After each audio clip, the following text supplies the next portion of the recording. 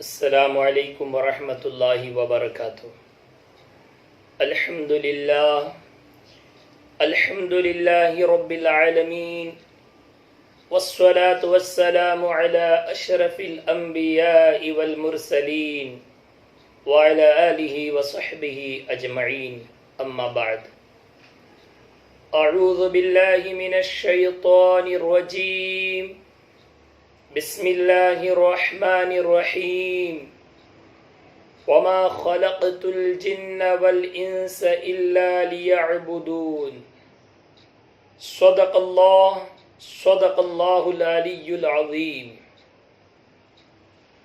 ناظرین کرام، خطبے کے بعد جس آیت کریمہ کی تلاوت کا شرف حاصل ہوا، اس کا ترجمہ سننے سے قبل آئیے ہم اور آپ مل کر آقائے دو عالم جناب روحی فدا محمد الرسول اللہ صلی اللہ علیہ وآلہ وسلم کے بارگاہ بے کس پناہ میں درود و سلام کا ہدیہ نچھاور کرتے ہیں۔ پڑھیے باواز بلند، اللہم صلی علی سیدنا محمد وعلی آل سیدنا محمد وبارک وسلم، صلاۃ و سلام علیک یا رسول اللہ صلی اللہ تعالی علیہ وسلم۔ آئیے ایک مرتبہ حضور نبی کریم صلی اللہ علیہ وسلم کی بارگاہ میں اور عشق و محبت کے ساتھ تڑپتے ہوئے جھومتے ہوئے درود و سلام کا ہدیہ نچھاور کرتے ہیں۔ پڑھیے باواز بلند، اللہم صلی علی سیدنا محمد وعلی آل سیدنا محمد وبارک وسلم، صلاۃ و سلام علیک یا سیدی یا رسول اللہ صلی اللہ تعالی علیہ وسلم۔ ہر ہفتے کی طرح اس ہفتے جمعہ کا جو اجتماع ہوتا ہے، جماعت الرضائی مصطفیٰ کمیٹی کی جانب سے مدرسہ اشرفیہ بائنہ میں ہر ہفتے جمعہ کا اجتماع منعقد کیا جاتا تھا۔ کووڈ-19 کے چلتے ہمیں اپنے گھروں میں ہی رہنا ہے، اس کے لیے یہ اجتماع آن لائن کیا گیا ہے۔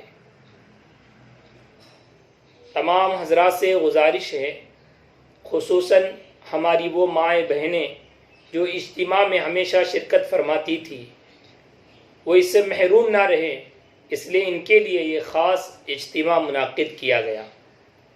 تو آپ اپنے گھروں میں رہ کر ضرور اسے سماعت کریں، اپنے گھروں میں اپنے بچوں کو بھی ساتھ لیں اور ساتھ رہ کے انہیں بھی سنائیں تاکہ بھی وہ اس سے مستفیض ہو جائیں۔ اللہ سبحانہ و تعالی مقدس کلام مجید میں ارشاد فرماتا ہے کہ ہم نے انسان اور جنات کو پیدا نہیں کیا لیکن اپنی عبادت کے لیے۔ اللہ سبحانہ و تعالی نے ہمیں جس لیے پیدا کیا ہے اس کا مقصد یہی ہے کہ ہم عبادت کریں، ہم اللہ رب العزت کی عبادت کریں۔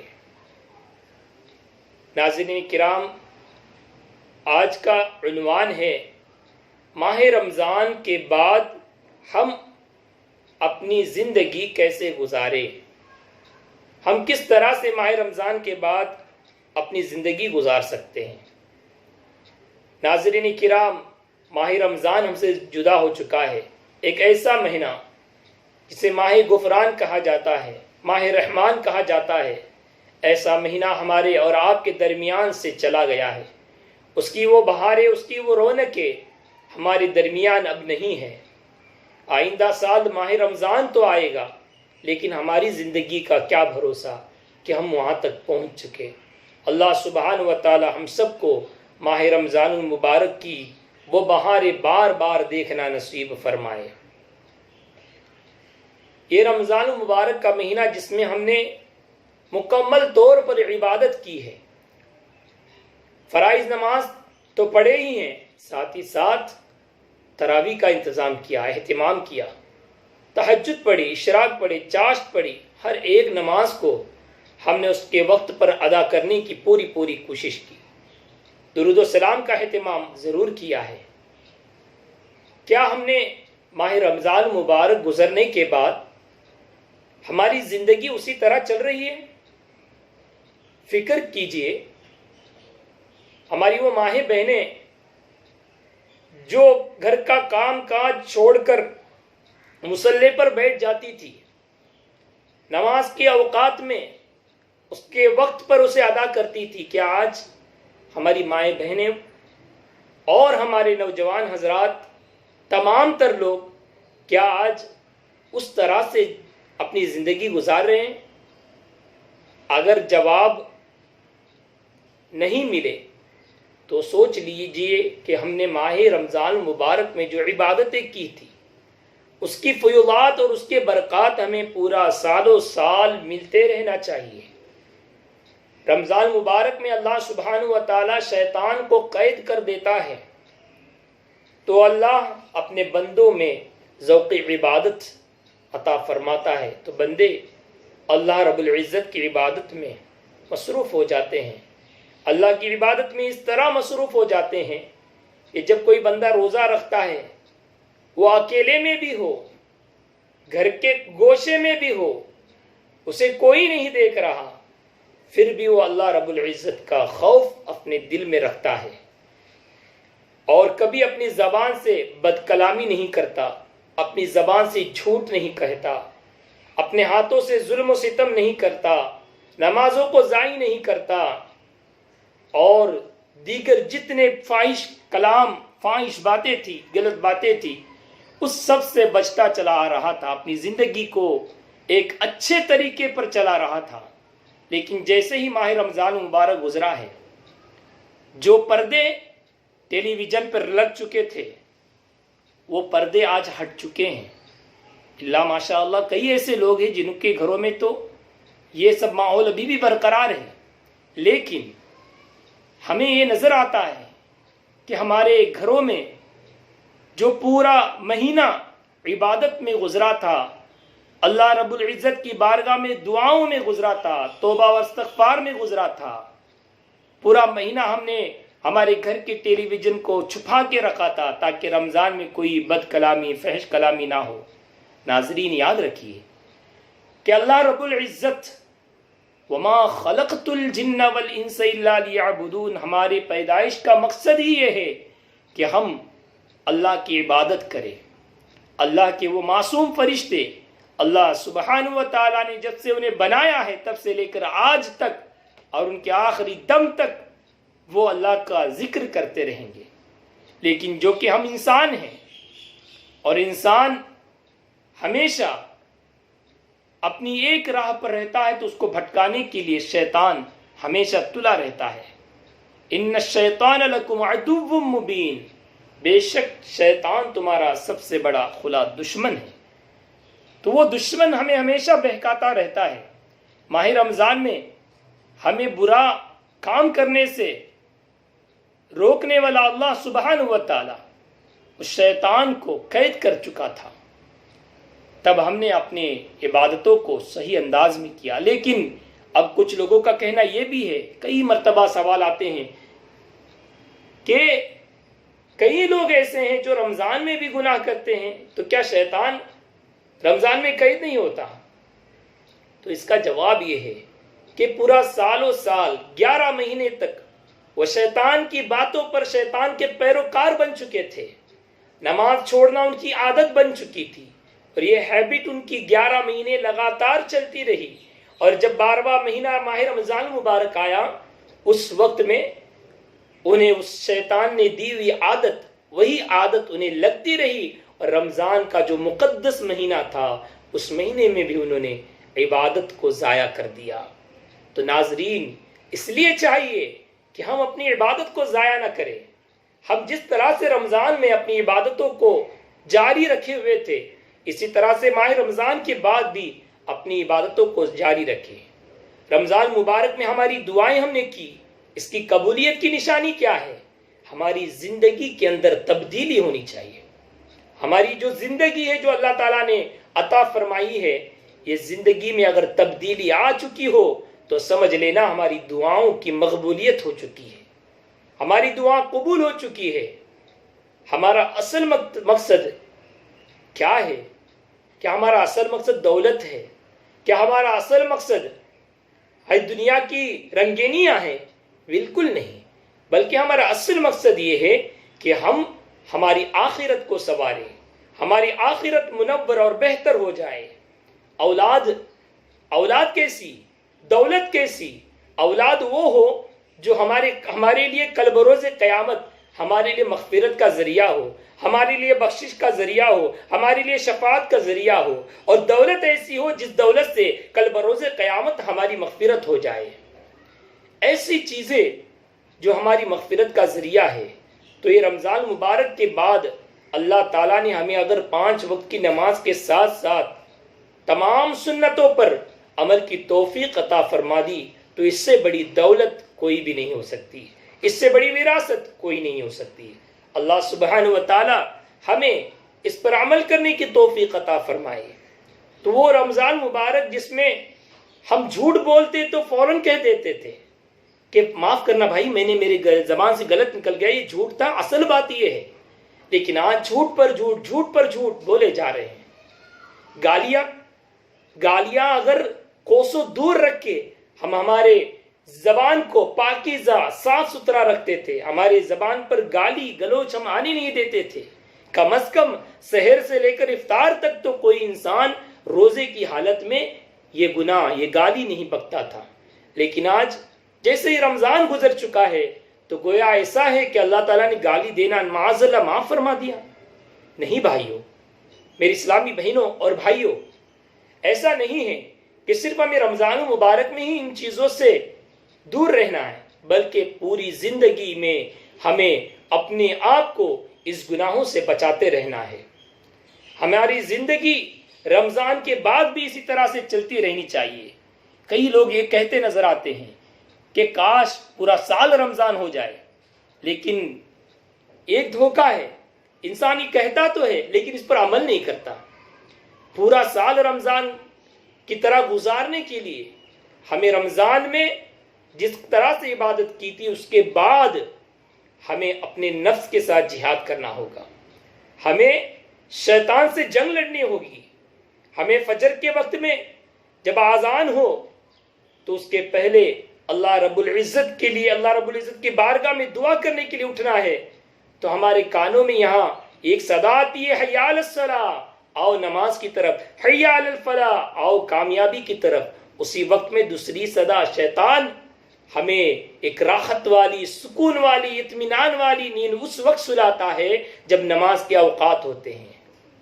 تو اس وقت میں اگر ہم کھڑے ہو جائیں اور اس وقت لاحول پڑھ کر ہم اپنی وضو کو کر لے اور اپنی نماز کو ادا کر لے تو جان لینا کہ ہم نے شیطان سے جنگ لڑ لی ہے اور ہم نے عبادت کر کے اللہ کو منا لیا ہے۔ تو چاہیے کہ ایسے وقت میں بھی اللہ سبحانہ و تعالی ہمیں ایسی توفیق اور ہدایت عطا فرمائے کہ ہم شیطان کے ہر فتنے سے بچتے رہے اور نمازوں کا اہتمام کرتے رہے۔ ہم ماہ رمضان مبارک میں روزانہ ہماری عادت تھی کہ ہم رات میں سوتے وقت حضور نبی کریم صلی اللہ علیہ وسلم پر درود و سلام پڑھ کر سوتے تھے۔ آج غفلت میں پڑھ چکے ہیں، غفلت کے مارے ہم وہ درود پڑھنا بھول چکے ہیں۔ ناظرین، ایسا نہ ہو کہ ہم سے یہ درود چھوٹ جائے۔ یہ درود کل بروز قیامت ہمیں بخشش کا سامان عطا فرمائے گا۔ جب پل صراط سے ہمارے قدم لڑکھڑائیں گے اس وقت ہمیں سہارا دینے درود شریف کی برکتیں آئیں گی۔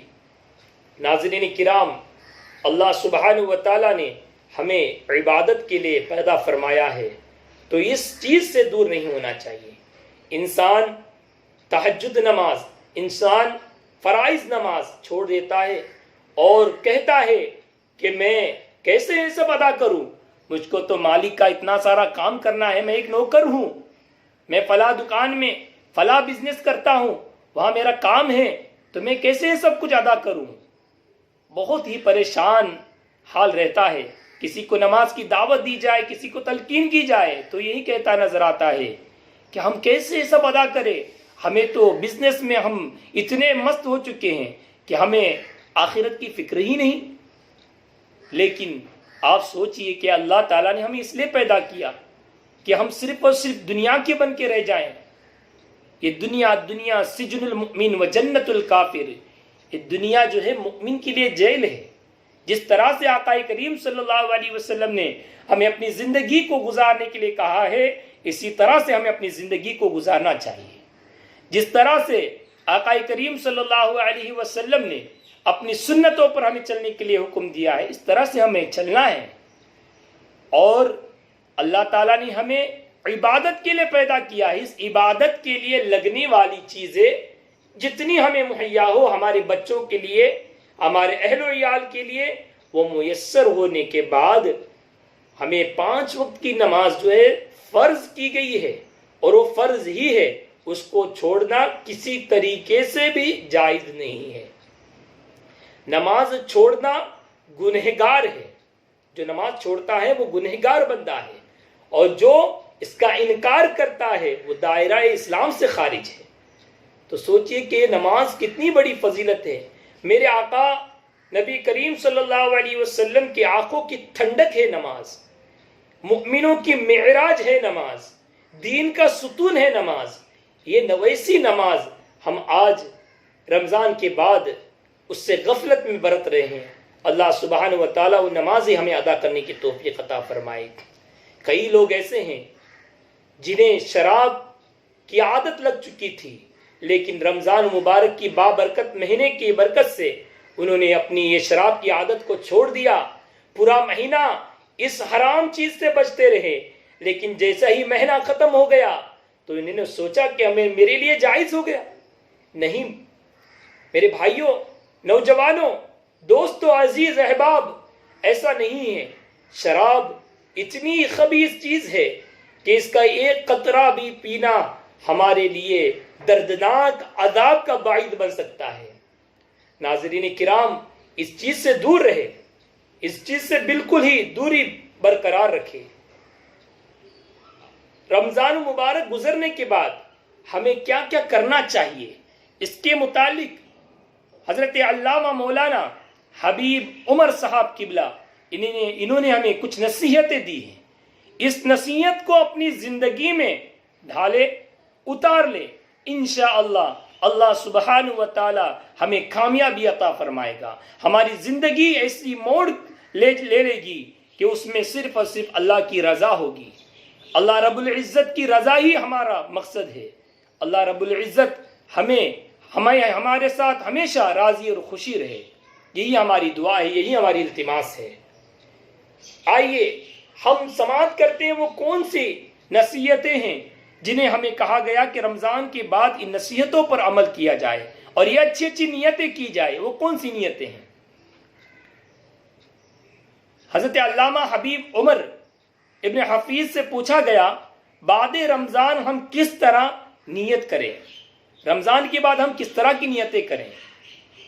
تو حضرت نے جواب دیا ہم رمضان کے بعد اس طرح نیت کر سکتے ہیں. پہلی نیت یہ کر لے ہم ایسے لوگوں سے وابستہ رہیں گے جو سارا سال رمضان کی طرح گزارتے تھے. سبحان اللہ، کیا ایک خوب ارشاد ہے کہ ایسے لوگوں کے ساتھ ہم وابستہ رہے جن سے ہماری ملاقات ہوتی رہے جو پورا سال رمضان کی طرح رہتے تھے. یعنی جس طرح سے رمضان المبارک میں پنجگانہ نمازی تھے اسی طرح پورے رمضان کے بعد بھی نمازی ہے. جس طرح سے پورے رمضان میں جھوٹ سے بچتے تھے اسی طرح پورا رمضان جھوٹ سے بچتے تھے. جس طرح سے ماہ رمضان میں تہجد گزارتے اسی طرح سے پورا سال تہجد گزارتے. جس طرح سے رمضان المبارک میں اشراق چاشت کے پابند تھے اسی طرح پورا سال پابند ہے. جس طرح سے اذکار و تلاوت اور درود السلام میں ہمیشہ مصروف رہتے رمضان میں، اس طرح پورا سال وہ لوگ جو عبادت میں گزارتے ہیں ایسے لوگوں سے وابستہ رہے تو انشاءاللہ ہمارا بیڑا پار ہو جائے گا. دوسری نصیحت ہمیں فرماتے ہیں شب و روز کے جو ہمارے اعمال ہیں ان میں بھی اپنے رب سے رشتہ مضبوط رکھے. جو دن رات ہم عمل کرتے ہیں، کیا اعمال ہے؟ جیسے رمضان میں سب نے بزنس بھی کیا ہوگا، سب نے کام دھندے بھی کیے ہوں گے، لیکن اس میں رب کی رضا تلاش کر کے کیے ہوں گے. اللہ سے ڈرتے ہوئے اپنے کاروبار کو چلایا ہوگا. اس طرح سے وہ پورا رمضان گزار چکے ہوں گے. اسی طرح وہ پورا سال بھی گزارتے رہیں. یعنی اپنی زندگی میں تمام اعمال جو ہے جس طرح سے رمضان میں کر رہے تھے اسی طرح سے اپنی پوری زندگی میں بھی اعمال میں نیت کرے۔ تیسری نصیحت فرمائی، تین چیزوں کو پکڑ لیجیے۔ وہ تین چیزیں کیا ہیں؟ علم، سلوک اور دعوت و تبلیغ میں امت کی اچھی خدمت کریں گے، یہ نیت کر لیں۔ کیا؟ علم حاصل کریں گے۔ یہ علم ایسی عبادت ہے، ایسا ثواب ہے اس علم پر کہ جو شخص علم دین حاصل کرنے کے لیے راہ اختیار کر لیتا ہے اللہ سبحانہ و تعالیٰ اسے جنت کا راستہ آسان فرما دیتا ہے، اور جو شخص یہ علم دین حاصل کرنے کے لیے نکلتا ہے اللہ کے معصوم فرشتے اس کے سروں پر بچھا دیتے ہیں اور اس کی مغفرت کے لیے دعائیں کرتے ہیں۔ ایسا علم حاصل کرنے کی نیت کرتے رہے اور اپنی اخلاق کو سنوارے، اپنی عادت سے لوگوں کو متاثر کرے۔ جیسے رمضان میں انسان اپنے غصے پہ کنٹرول، قابو کر لیتا ہے، یعنی حضور نبی کریم صلی اللہ علیہ وآلہ وسلم فرماتے ہیں حقیقت میں بہادر وہ شخص ہے جو غصے کے وقت خود کو قابو میں کرے۔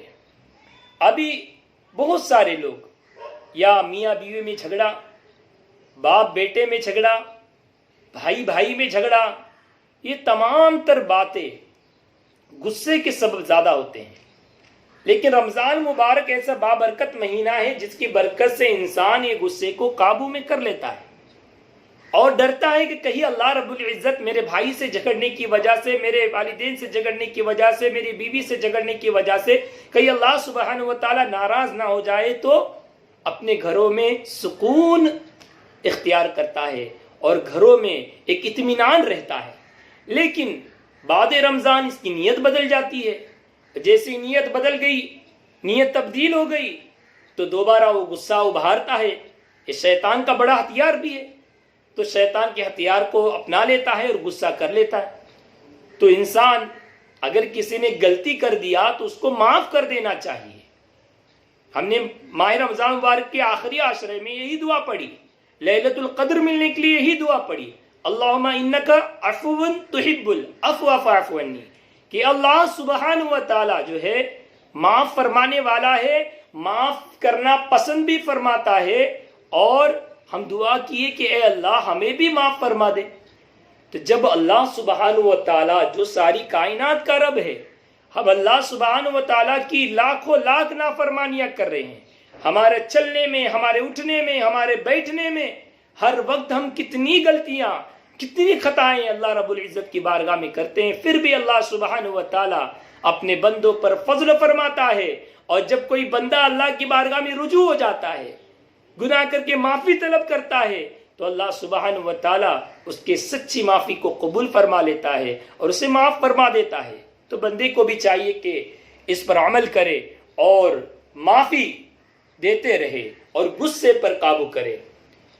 تو غصہ اس سے بچے، تو ہمارا سلوک، ہماری عادت کا ایک سب سے انمول چیز بتائی گئی ہے کہ ہماری عادت اگر اچھی ہونی ہے تو ہمارے غصے کو ہم دور کرنا ہے۔ بڑی سے بڑی مصیبت ہوتے وقت میں ہم اپنی مصیبت کا تذکرہ اور اپنی مصیبت سے آرام اور اپنی مصیبت سے چھٹکارا پانے کے لیے دوسروں پر اپنے غصے کو ظاہر کر دیتے ہیں۔ اللہ سبحانہ و تعالی ہمیں ایسی عادت سے حفاظت عطا فرمائے۔ اسی طرح سے آپ نے فرمایا دعوت و تبلیغ، یعنی نیکی کی دعوت دینا اور برائی سے روکنا، امر بالمعروف و نہی عن المنکر، کہ نیکی کی دعوت دینا اور برائی سے روکنا یہ امت محمدی صلی اللہ علیہ وسلم کی نشانی ہے۔ ہمیں اس پر عمل کرنا چاہیے کہ نیکی کی دعوت دیتے رہیں اور برائی سے روکتے رہیں۔ نیکی کی دعوت کس طرح سے دیں گے؟ اب اگر آپ یہ سوچیں گے تو میں بتاتا چلوں، بہت سارے اس میں ایسے حضرات ہیں جو بہت ثواب کمانا چاہتے ہیں لیکن ذریعہ نہیں مل رہا ہے۔ اب ہم دیکھیں کہ رمضان مبارک میں ہم نے کیا کیا، جب ہم 3 بجے رات میں اٹھتے تھے تو ہم سب سے پہلے اپنے موبائل کو تلاش کرتے اور موبائل سے اپنے بھائی یا اپنے بہن یا اپنے دیگر رشتہ دار احباب، اپنے دوست جہاں کہیں ہیں ان کو ہم فون لگاتے تھے کیوں لگاتے؟ کہیں ان سے کوئی روزہ مس نہ ہو جائے، روزہ چھوٹ نہ جائے، اگر یہ سو جائے تو ان کا ایک روزہ قضا ہو جائے گا۔ اس ڈر سے، اس خوف سے، ایک نیکی کی عادت سمجھ کر، ایک اچھائی سمجھ کر ہم فون لگاتے۔ ایک بار اگر فون نہ اٹھائے تو دوسری بار، تیسری بار، ایسے ایک نہیں، دوسرے نہیں، تین نہیں، چار نہیں، دسوں لوگوں کو ہم کال کر کے رمضان کے روزے رکھنے کے لیے ان کو جگاتے تھے۔ تو کیا ہی خوب ہوگا ناظرین، خاص طور پہ ہماری مائیں بہنیں جو جمعہ کی اجتماع میں شریک ہیں، آن لائن مجھے دیکھ رہے ہیں، وہ جب صبح اٹھے تو ایک نیت کر لے کہ میں آج 5 لوگوں کو نماز کے لیے اٹھاؤں گی، 5 لوگوں کو نماز کی دعوت دوں گی۔ یہ ہے نیکی کی دعوت۔ اگر کسی نے ایسا کیا تو جس طرح سے اسے ثواب ملے گا، اسی طرح سے جس نے اس کو اس ثواب کے لیے ابھارا ہے اس کو بھی اتنا ہی ثواب اللہ سبحانہ و تعالیٰ عطا فرمائے گا۔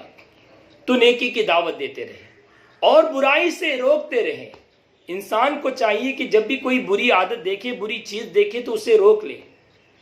اگر ہم ہاتھ سے نہ روک سکے تو زبان سے روکے، اگر زبان سے بھی نہ روک سکے تو دل میں اس کو برا جانے اور اس سے دور رہے۔ تو یہ 3 چیزیں ہمیں کرنا ہے۔ کیا وہ 3 چیزیں کیا ہیں؟ دوہرا لے۔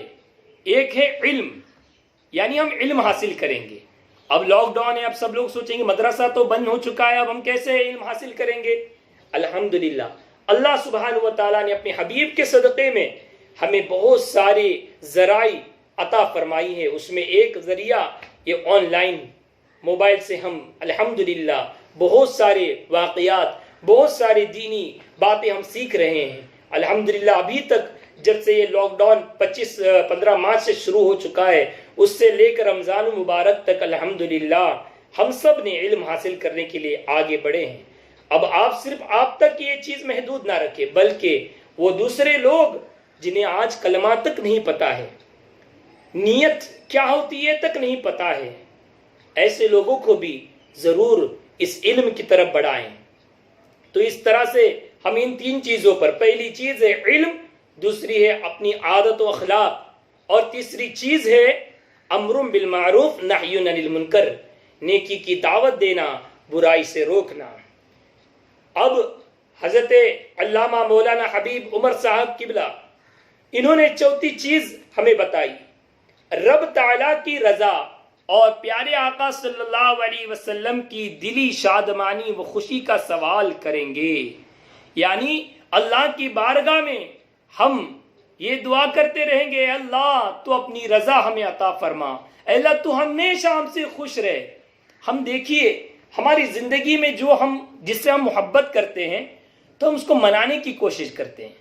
اگر کسی سے ہم محبت کرتے ہیں، ہم اس کو کال کرتے ہیں، اگر وہ کال نہیں اٹھاتا 1 بار 2 بار 3 بار تو ہم بے چین ہو جاتے ہیں، ہمارے دل میں خلش پیدا ہوتی ہے کہ کیا ہوا ہے، ایسی کون سی بات ہوئی جو میرا بھائی مجھ سے روٹھ چکا ہے، میری بہن مجھ سے روٹھ چکی ہے، میرا دوست مجھ سے روٹھ چکا ہے۔ تو ہم کیا کرتے ہیں؟ کیا ہم خاموش رہتے ہیں؟ نہیں، بالکل ہم ہمیشہ اس کو منانے کی کوشش کرتے ہیں۔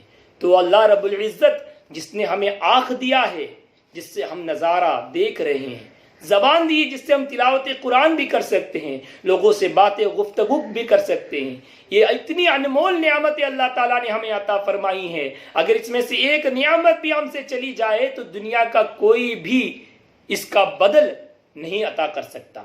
تو وہ اللہ رب العزت، ہم اس کی خوشی کیوں نہ مانگے تو ضرور اللہ تعالیٰ کی ہمیشہ رضا حاصل کرنے کی کوشش کرے۔ وہ باتیں جن سے اللہ ناراض ہوتا ہے اس بات سے بالکل بچتے رہے۔ اور وہ آقا جو محشر میں ہم گنہگار امتیوں کی بخشش فرمائیں گے، آقا فرماتے ہیں کہ محشر میں مجھے تلاش کرو، تو کہاں تلاش کریں گے؟ کہ فرمایا کہ مجھے محشر میں تلاش کرو حوض کوثر کے پاس، حوض کوثر کے پاس میں میرے امتیوں کو جو پیاسے ہوں گے، پیاس کی شدت میں تڑپ رہے ہوں گے، میں ان کو سیراب کرتا نظر آؤں گا۔ اگر وہاں نہیں پاؤ گے تو کہاں تلاش کریں گے؟ تو آقا فرماتے ہیں میزان پہ چلے آؤ، میں میزان پر اپنے امتیوں کے لیے دعائیں مغفرت کرتا رہوں گا، ان کے نیکی کا پلڑا بھاری کرتا نظر آؤں گا۔ وہاں تلاش نہ کروں تو کہاں دیکھا جائے گا؟ تو آقا فرماتے ہیں وہاں بھی اگر نہ ملوں تو پل صراط پر دیکھ لو، پل صراط پر میری امتیوں کو میں پار فرما دوں گا۔ سبحان اللہ۔ تو پوچھا گیا یا رسول اللہ یہاں کہیں بھی ہمیں نہیں پتا، آپ وہاں بھی نہیں ملے تو کہاں دیکھیں گے؟ تو حضور فرماتے ہیں یہاں 3 جگہوں میں سے کہیں نہ کہیں مجھے ضرور پالو گے۔ تو وہ آقا جو ہمیں محشر میں بھی بخشش فرمائیں گے، دنیا میں بھی ہمیں جینے کا طریقہ، جینے کا سلوک جنہوں نے ہمیں سکھایا ہے، ان آقا کریم صلی اللہ تعالیٰ علیہ وسلم کو بھی ہم دلی اطمینان، دلی سکون دینے کی کوشش کریں گے۔ ہمارا رشتہ ہمارے آقا سے ہم زیادہ بڑھانے کی کوشش کریں گے۔ دلی شادمانی و خوشی کا سوال ہم حضور سے ضرور کریں گے، یہ نیت کر لے۔ پانچویں جو نصیحت فرمائی، رب تعالیٰ کی بارگاہ میں حضور قلبی کے ساتھ ہم مضبوطی سے رہیں گے، خصوصی طور پر نماز، تلاوت اور اذکار کے درمیان۔ یعنی ابھی بہت سارے لوگ نماز پڑھتے ہیں، روزہ رکھتے ہیں، تلاوت قرآن بھی کرتے ہیں، لیکن حضور قلب کے ساتھ نہیں، ان کا دل کہیں بھٹکتا رہتا ہے۔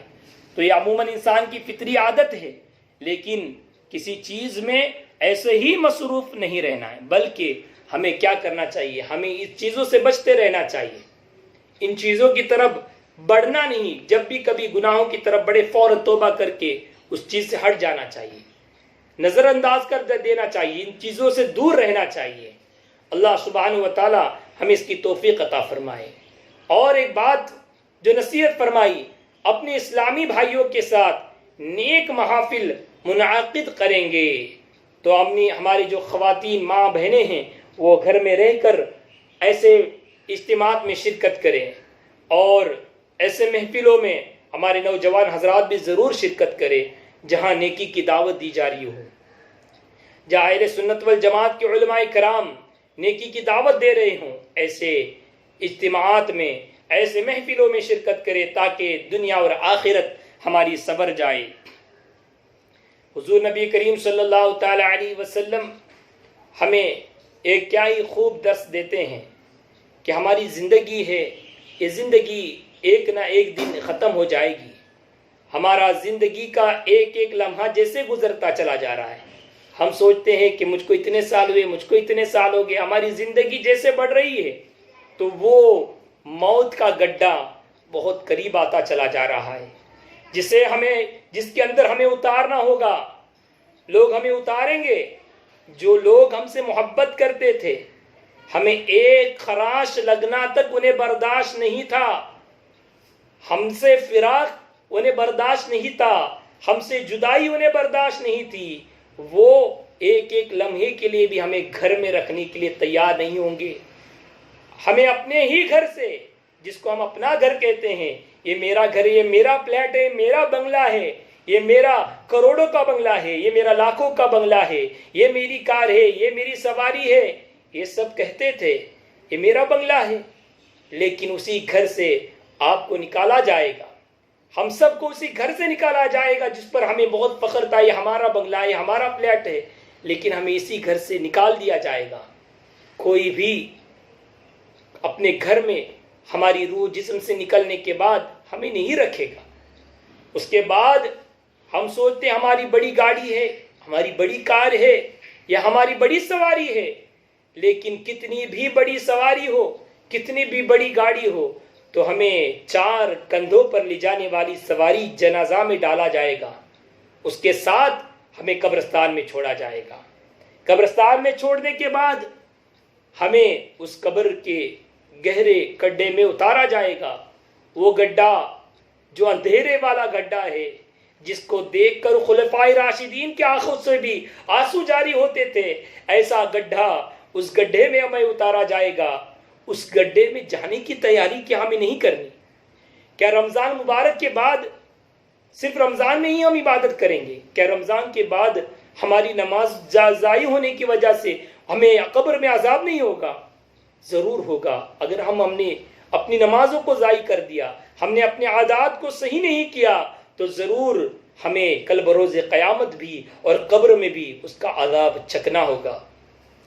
ناظرین کرام، اگر ہم چاہتے ہیں کہ ہمارا وہ قبر کا گڈھا بہت ہی نور سے بھرا ہو، جب ہمارے قبر کے گڈھے میں ہمیں اتارا جا رہا ہو، وہ ہماری آخری منزل، ہمارا گھر، اس میں جب ہمیں ڈالا جا رہا ہو، ہمارے آقا کی شفاعت ہو، ہمارے آقا کا نظارہ ہو، آقا کریم اپنے ہاتھوں سے ہمیں قبر میں اتار رہے ہوں، تو ہمیں چاہیے ہمیں ذکر کی کثرت کرے، ہمیں چاہیے کہ ہم درود و سلام کی کثرت کرے، ہمیں چاہیے کہ ہم نمازوں کی پابندی کرے، ہمیں چاہیے کہ ہم اشراق چاشت اور تہجد کا پابند بنے۔ اللہ سبحانہ و تعالیٰ ان سب چیزوں کی ہمیں عادت بنا دے اور ہمیں بھی حضور نبی کریم صلی اللہ علیہ وسلم کی سنتوں پر چلنے کی توفیق و رفیق عطا فرمائے۔ تو کیا ہم دنیا سے جائیں گے تو کچھ نہیں لے جائیں گے؟ لوگ سوچتے ہیں کہ ہم کیا لے جائیں گے، یہاں سے ہم جانے کے بعد ہم قبر میں کیا لے جائیں گے؟ تو بظاہر تو ہمیں کچھ نظر نہیں آتا۔ ہم دیکھتے ہیں کہ انسان جاتا ہے تو اپنے جسد کے ساتھ، یعنی جیسے وہ دنیا میں پیدا ہوا تھا اسی طرح سے جائے گا، ساتھ میں کفن کا جوڑا لے کے چلا جائے گا۔ وہ کفن بھی سادہ کفن ہوگا، اس کا کلر بھی ایسا سفید کلر میں اسے دفنا دیا جائے گا۔ جس کو لوگ ایسے کپڑے جو چست کپڑے پہننا پسند فرماتے تھے، ایسے ٹائٹ فٹ کپڑے پسند کرتے تھے کہ مجھے ایسا کپڑا چاہیے، مجھ کو ویسا کپڑا چاہیے، تھوڑا بھی ہمیں برداشت نہیں ہوتا، اچھے سے اچھا ہم کپڑا پہنتے تھے، لیکن وہ کفن تو آپ جانتے ہوں گے، وہ کفن تو ہمیں ایسے ہی پہننا ہے۔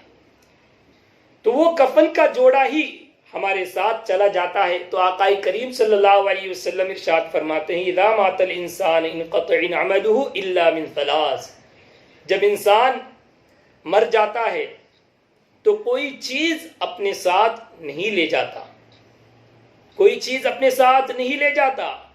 دنیا میں جو کمایا تھا وہ سارا مال اس کا دنیا میں ہی رہے گا، شاید اس وراثت پر جھگڑے ہونے لگیں گے، لیکن حضور فرماتے ہیں الا من ثلاث، تین چیزیں ایسی ہیں جو انسان مرنے کے بعد بھی قبر میں لے جائے گا۔ سبحان اللہ، الحمدللہ، کوئی تو سہارا ہے۔ ہمارے آقا نے ہمیں یہ بتا دیا کہ یہ تین چیزیں تم قبر میں لے جاؤ گے، جو تمہارے ساتھی ہوں گے، تمہارے مددگار ہوں گے، تمہارے لیے بخشش کا سامان ہوگا۔ وہ تین چیزیں کیا ہے؟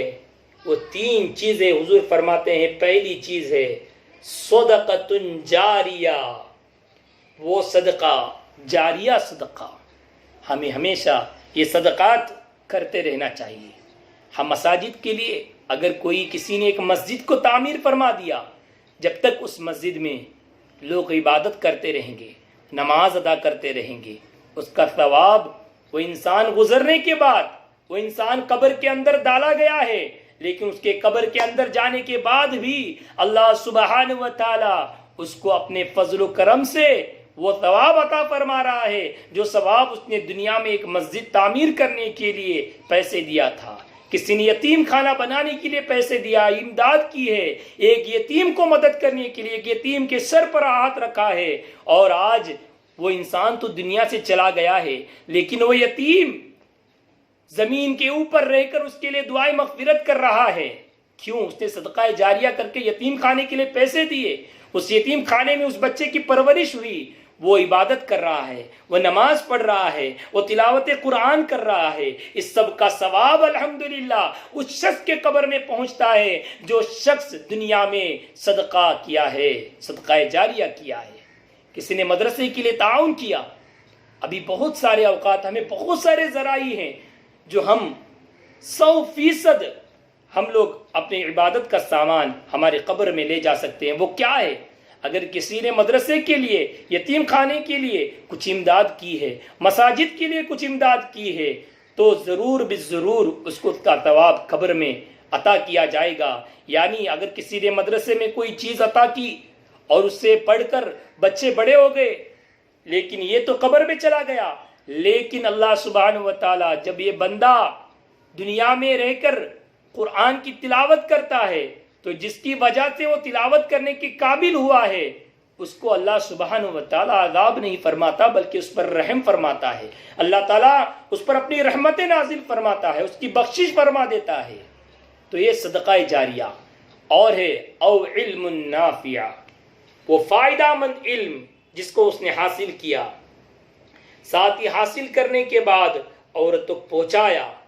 اگر ایک انسان کو مثال کے طور پر میں آپ کے سامنے اب درس دے رہا ہوں، مجھ کو جس نے سکھایا میرے استاد، اور ان کو جس نے سکھایا ان کے استاد، اگر ان کے استاد اگر دنیا میں حیات نہیں ہے تو آج وہ قبر میں بھی رہیں تو اللہ سبحانہ و تعالی میرے درس دینے کی برکت سے اللہ سبحانہ و تعالی ان تک اس کا ثواب پہنچاتا ہے، ان کی قبر میں جنت کی ہواؤں کو چلاتا ہے۔ تو وہ فائدہ مند علم حاصل کرے، اپنے بچوں کو علم دین ضرور سکھائے، یہ علم دین ہی ہے۔ ہم اگر اپنے بچوں کو علم دین نہیں سکھائیں گے، بچے ہمیں علم حاصل کرنے کے لیے کوئی عمر نہیں ہے۔ حضور فرماتے ہیں اور علم دین حاصل کرنے کے لیے ہم کس طرح سے حاصل کریں کہ علم دین حاصل کرنے کے لیے ابھی آپ کو چین کا سفر بھی کرنا پڑے تو آپ اس کو طے کر لو، لیکن علم حاصل کرو۔ صحابہ کرام رضوان اللہ تعالیٰ علیہ مجمعین کی زندگی ہم دیکھتے ہیں، آپ کی زندگی میں آپ نے ہمیشہ علم حاصل کرنے کے لیے، ایک حدیث سننے کے لیے کئی میل کا سفر کر کے طے کر کے دور دراز چلے گئے اور وہاں جا کر ایک حدیث سیکھ لی۔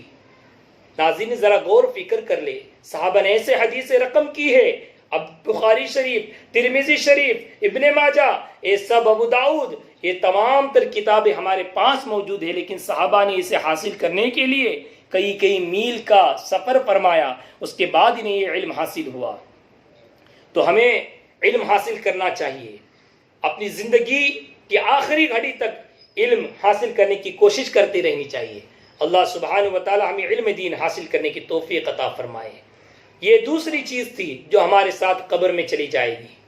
پہلی چیز صدقہ جاریہ، دوسری فائدہ مند علم، اور تیسری چیز وہ ہے او ولد صالح یدعو لہ، وہ اولاد، وہ صالح اولاد، وہ نیک اولاد، وہ اچھی اولاد جو اپنے ماں باپ کے لیے دعائے خیر کرے۔ معزز سامعین، اگر ہم نے اپنے بچوں کو علم دین ہی نہیں سکھایا، بس اپنے بچوں کی تعلیم پر توجہ دی، دنیاوی تعلیم پر توجہ دی، کیوں کہ جب میرا بچہ بڑا ہو جائے گا، میرا بچہ جب بڑا ہو جائے گا تو میں اس بچے سے کمائی حاصل کر لوں گا، یہ نیت بھی نہیں تو کم از کم یہ نیت اگر کر لی کہ ہاں یہ میرا بچہ جب ڈاکٹر بنے گا تو لوگ کہیں گے ہاں یہ فلاں بن فلاں آدمی کا لڑکا ڈاکٹر بن چکا ہے، یہ نیت کر کے ہم نے اپنے بچوں کو ڈاکٹر تو بنا لیا، ہم نے اپنے بچوں کو انجینئر تو بنا لیا، ہم نے اپنے بچوں کو باہر گاؤں بھیج کر بہت سارا پیسہ ہم لے رہے ہیں، لیکن اس کے باوجود کیا صرف اتنا ہی ہماری زندگی کے لیے کافی ہے، یہی سہارا کافی ہے؟ نہیں، کہ بلکہ ہماری اصل مقصد کیا ہے؟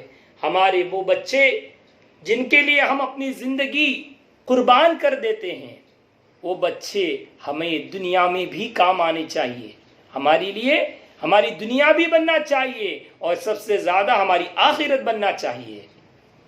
تو حضور فرماتے ہیں وہ بچے، وہ صالح اولاد، بچے صالح کب بنیں گے؟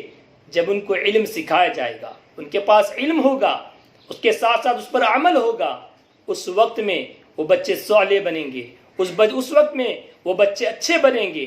ان بچوں کو اچھا بنانے میں، ان بچوں کی صحیح تربیت کرانا یہ والدین کا اولین فریضہ ہے۔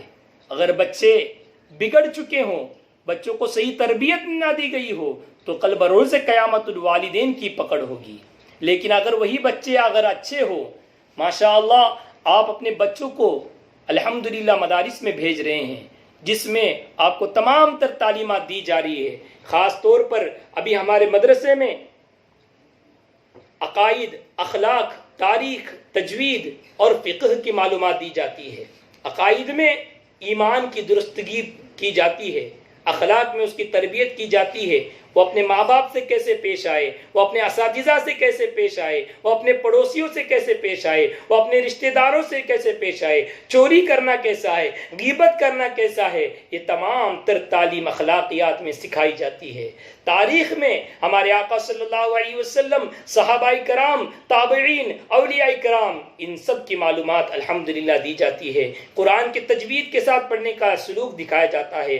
نماز، روزہ، حج، زکوٰۃ، یہ تمام تر ادا کرنے کا طریقہ فقہ میں سکھایا جاتا ہے۔ یہ تمام تر باتیں جب ہم بچوں کو ہم سکھائیں گے، اور بچوں کی ہماری جو ذمہ داری ہے ہم اس کو نبھانا ہے، ہماری ذمہ داری سے ہم پیچھے نہیں ہٹنا ہے۔ کئی ماں باپ ایسے ہیں کہ ہم کیا کریں گے یہ سب سیکھ کے، ہمارے لیے تو قرآن پڑھانا ہی کافی ہے۔ ناظرین کرام، ہم قرآن پڑھ لیتے ہیں، کیا ہم نے سوچا ہے کہ قرآن میں اللہ تعالیٰ نے ہمیں کیا پیغام دیا ہے؟ قرآن شریف جو اللہ تعالیٰ کا کلام ہے، وہ اللہ تعالیٰ اپنے بندوں کے لیے کلام فرما رہا ہے، کیا صرف ہم اسے تلاوت کرتے رہیں گے؟ اس کے اندر کا مفہوم کیا ہے ہم وہ نہیں دیکھیں گے۔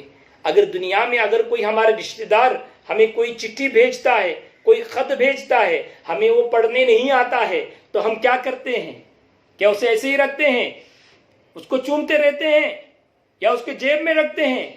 ہم بہت اس کی تعظیم رسپیکٹ کرتے ہیں کہ میرے خاص دوست نے دیا، میرے ابا نے دیے ہیں، میرے فلاں بھائی نے دیا ہے، الحمدللہ رکھتے ہیں، لیکن کیا اس کو ہم بند ہی رکھتے ہیں، اس کے لفافے کو بند ہی رکھتے ہیں؟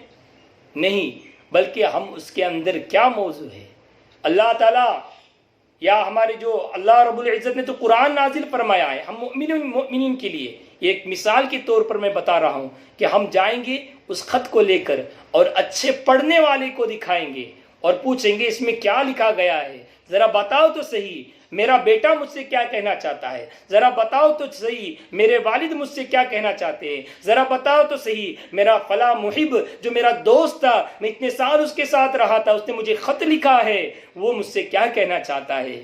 تو یہ اپنے دوست کے لیے، اپنے رشتہ داروں کے لیے، اپنے ماں کے لیے، اپنے باپ کے لیے ہم یہ قربانی کرتے ہیں کہ ہم اس خط کا موضوع سمجھنا چاہتے ہیں، لیکن وہ اللہ رب العزت جس نے ہمیں پیدا فرمایا ہے، کیا اللہ رب العزت ہمیں کیا بتا رہا ہے، اس کے بارے میں غور و فکر کرنے کے لیے ہمارے پاس فرصت نہیں، ہمارے پاس وقت نہیں؟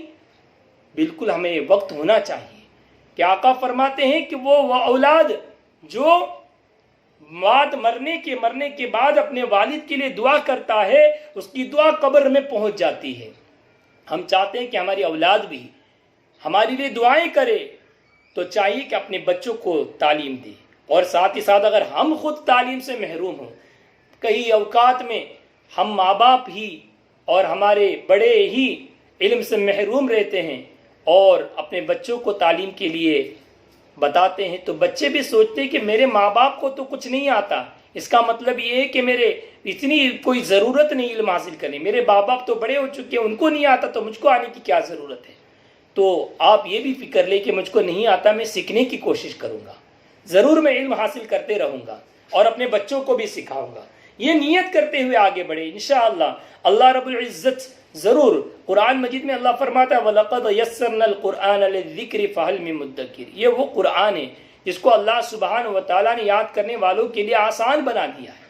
اللہ سبحانہ و تعالیٰ کا یہ کلام ہے جس میں اللہ تعالیٰ اپنے مؤمن بندوں سے مخاطب ہے، اللہ تعالیٰ ہم سب کو مقدس کلام مجید کو سیکھنے کی، سمجھنے کی توفیق و رفیق عطا فرمائے۔ ناظرین کرام، یہ جمعہ کا روز جس دن اجتماع ہوتا تھا، خاص طور پر وہ خواتین حضرات جو جمعہ کے روز مدرسہ اشرفیہ میں آتی تھی اور یہ بیان سماعت کرتی تھی، ضرور اس کو سماعت کر کے اس پر عمل کی کوشش کرے۔ اللہ سبحانہ و تعالی اس میں ہمیں عمل کی توفیق و رفیق عطا فرمائے۔ انشاءاللہ اللہ رب العزت کی بارگاہ میں اللہ کی رضا حاصل کرنے کے لیے انشاءاللہ مختصر میں ایک ذکر پڑھتے ہیں، اس کے بعد انشاءاللہ دعا پر اس محفل کا اختتام کرتے ہیں۔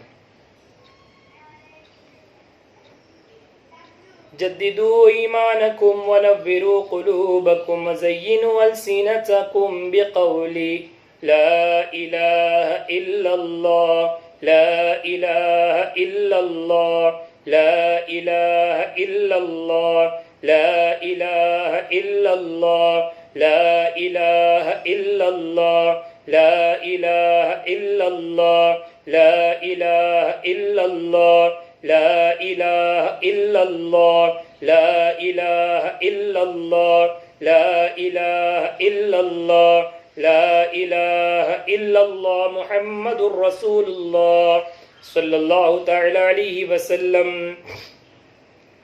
آئیے اپنے گناہوں سے استغفار کرتے ہیں کہ آقا کریم صلی اللہ علیہ وسلم کا فرمان ہے التائب من الذنب کمن لا ذنب لہ، جو اپنے گناہوں سے توبہ کرتا ہے گویا اس انسان کی طرح ہے جس نے گناہ کیا ہی نہیں۔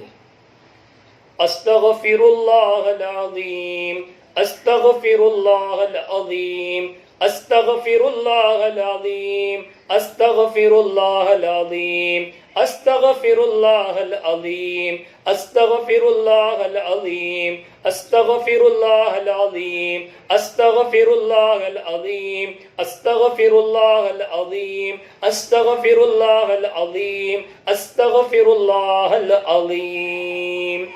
آئیے پیارے آقا صلی اللہ علیہ وسلم کی بارگاہ میں درود و سلام پیش کرتے ہیں کہ جس کسی شخص نے، حضور فرماتے ہیں کہ جس کسی شخص نے ایک مرتبہ مجھ پر درود پڑھا، اللہ سبحانہ و تعالیٰ اس کو 10 نیکیاں عطا فرماتا ہے، اس کے 10 گناہ معاف فرما دیتا ہے، اس کے 10 درجات کو بلند فرما دیتا ہے۔ تو آئیے حضور نبی کریم صلی اللہ علیہ وسلم کی بارگاہ میں درود السلام پیش فرماتے ہیں۔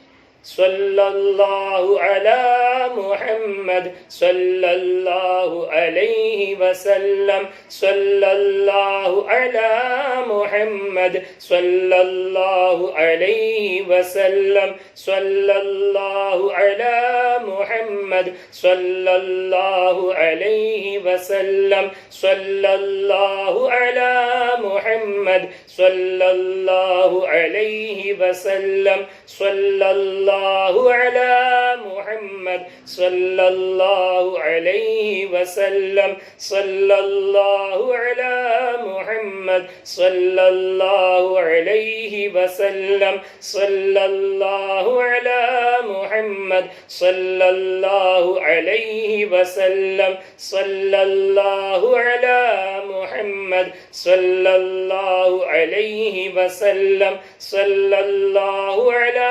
محمد صلی اللہ علیہ وسلم صلی اللہ علی محمد صلی اللہ علیہ وسلم صلی اللہ علی محمد صلی اللہ علیہ وسلم اللہم صلی علی محمد یا رب صلی علیہ وسلم۔ الفاتحہ۔ اعوذ باللہ من الشیطان الرجیم، بسم اللہ الرحمن الرحیم، الحمدللہ رب العالمین الرحمن الرحیم مالک یوم الدین، ایاک نعبد و ایاک نستعین، اہدنا الصراط المستقیم صراط الذین انعمت علیہم غیر المغضوب علیہم ولا الضالین آمین۔ بسم اللہ الرحمن الرحیم، قل هو اللہ احد اللہ الصمد لم يلد ولم يولد ولم يكن له كفوا احد۔